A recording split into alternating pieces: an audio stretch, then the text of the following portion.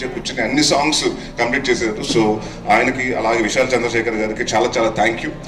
చాలా కష్టపడి చాలా ఇష్టపడి చేశారు సినిమా.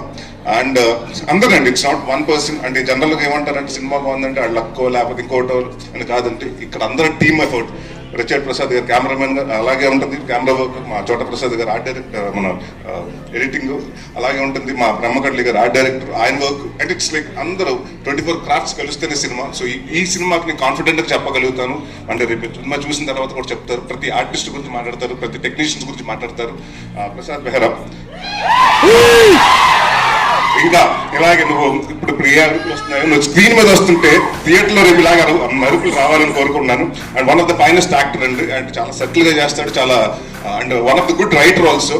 అండ్ నేను కూడా నేను ఒక నెక్స్ట్ వెన్నెల కిషోర్ లాగో లేకపోతే ఒక సత్య లాగో మైవహర్చ లాగో ఒక పెద్ద స్థాయిలో చూడాలి. అండ్ డెఫినెట్గా ఐ నో 1-2 yearsలో నువ్వు డెఫినెట్గా మాకు కూడా డేట్ లేవు, ఆ స్థాయికి బిజీ అవ్వాలని కోరుకుంటున్నాను.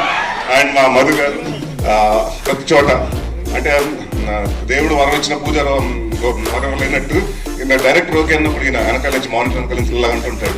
థర్డ్ ఎంపైర్ డిసిషన్ లాగా ఆయన కోసం చూస్తుంటారు ఏం జరుగుతుందని. సో ప్రతిదీ అంటే ఆయనకి అంత పర్ఫెక్ట్గా ఉండకపోతే ఆయన ఒప్పుకోడు. సో ఎప్పుడు అంటే చెప్పారు కదండి, అంటే పెగ్గగాడి నుంచి అన్నింటిలో ఆయన చాలా దగ్గరగా పాత్ర చాలా పోషించారు. సో థ్యాంక్ యూ అండి.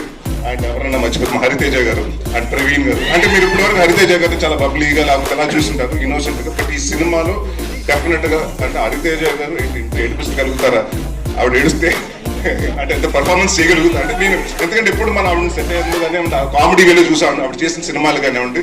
సో ఈ సినిమాలో ప్రతి యాక్ట్ చేసిన అమృత గారు కానీ ప్రతి ఒక్కరు ప్రతి ఆర్టిస్ట్కి అందరికీ చాలా మంచి పేరు వస్తుందని. అండ్ డెఫినెట్గా ఇది నా కెరియర్లో కొన్ని సినిమాలు ఉంటాయి, గమ్యం లాగా అలాంటి నాంది లాగా. సో నేను నాంది చేసినప్పుడు ఎంత హ్యాపీగా ఉన్నాను, ఈ సినిమాకి అవుట్పుట్ చేసినప్పుడు అంత హ్యాపీగా ఉన్నాను. అండ్ ఇంకొక విషయం చాలా మంది క్లారిఫికేషన్ చెప్పాలండి.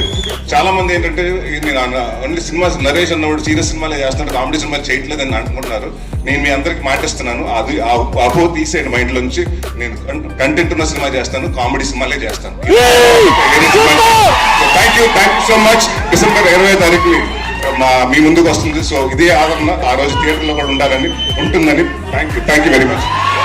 Yes sir, thank you so much. Wishing you all the very best, Naresh garu, and requesting everybody to please stay back for Q&A. దేవుడిచ్చిన తమ్ముడు ఇదిగో కర్ణ, నువ్వు మారవరా, జనరల్ గా Q&A అంటే ఎలా జరుగుతుంది, కుర్చీలు తీసుకొచ్చేస్తారు, టీం అందరు కూర్చుంటారు, మీడియా మిత్రులు క్వశ్చన్లు అడుగుతారు, చెప్తారు. మాకు ఇలా జరగదు. ఇక్కడ ఉన్నది ఎవరు, బచ్చలి మళ్ళీ తీసుకోండి, మంచాలు తీసుకున్నాడు రా, తగ్గేనే లేదు. మాకు setup important, back drop important. Please